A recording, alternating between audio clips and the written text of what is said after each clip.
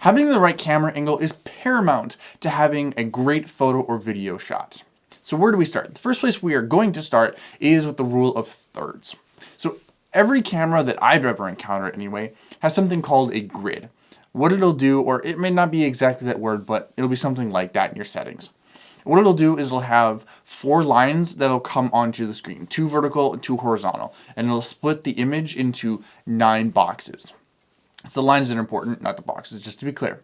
So the way that you do it is the rule of thirds says if you want to create the utmost attention to a particular subject, that you should put the subject on where these lines meet. So each intersection, if you will. Or the next best option, if you can't get them on the intersections, would be on the lines themselves. These lines are where our eyes are naturally drawn to. In fact, the rule of thirds even goes before photography and goes straight into painting, obviously before cameras. So let's start with a couple examples. So the first thing is with me, right here, sitting today, what I'm doing is I am front and center in the camera, right? My eyes, where I want you to look, because you're supposed to look people in the eyes, it's polite, hey, my eyes are up here, is on the top horizontal line, right? That's about where my eyes are. And keep in mind that it's not exact. Like you don't have to sit there and like hold your eyes like right there on the, on the horizontal line. No, you're not trying to do that. I can still move freely, and it doesn't have to be exact. It really is an approximation of a position. And, so then I have the rest, which you can still kind of see. So let's say that there were 2 of us. Let's say that I had a co-star here in my little show, and we were talking kind of like this, and we were chatting away. How would I frame it up then? Well, I have 2 vertical lines. So I would place, if I were shooting 2 people, I would place one person on one vertical line and the other person on the other vertical line, as well as possible. Obviously, sometimes it's not always exactly what you're wanting to do, but as close as possible to those lines. Like I said, it's approximation of a position. Okay, and I would probably try to frame their heads to be on that intersection of the top horizontal line and the 2 vertical lines.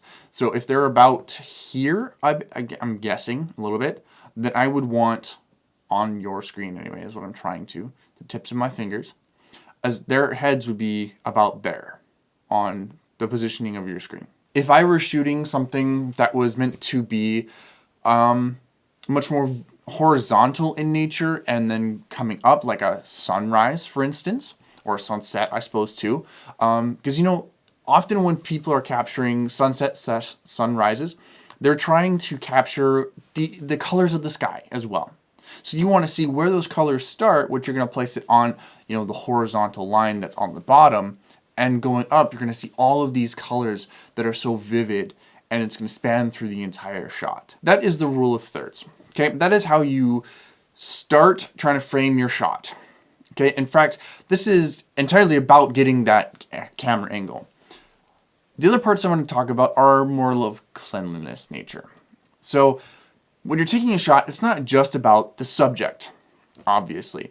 Obviously, yes, I am here, I am talking to you, but you'll also notice there are things behind me. There's a wall behind me, and I've got a picture that I took that I actually really hate, but that's our secret.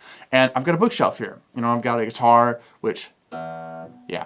And I've got camera gear and whatever. I framed my shot around my background. The background is just as important because it helps you to stand out. So something that I didn't really have control over so much, or I wasn't really thinking about it when I painted my room, is over here I've got a blue wall, over here, and then behind me it's technically a very, very light blue, not white, but it looks white, just a haze of blue maybe. And I have very pale skin, right? So I don't stand out from this very well. Instead, I have to use my lighting to help me stand out. I've got the light over here and I've got the shadow over here. And I try to separate myself because, like, as you can see, it's darker over here in the bookshelf. And it's a little bit lighter behind me because it's a white wall and it's going to reflect light. But, that's one way of doing it.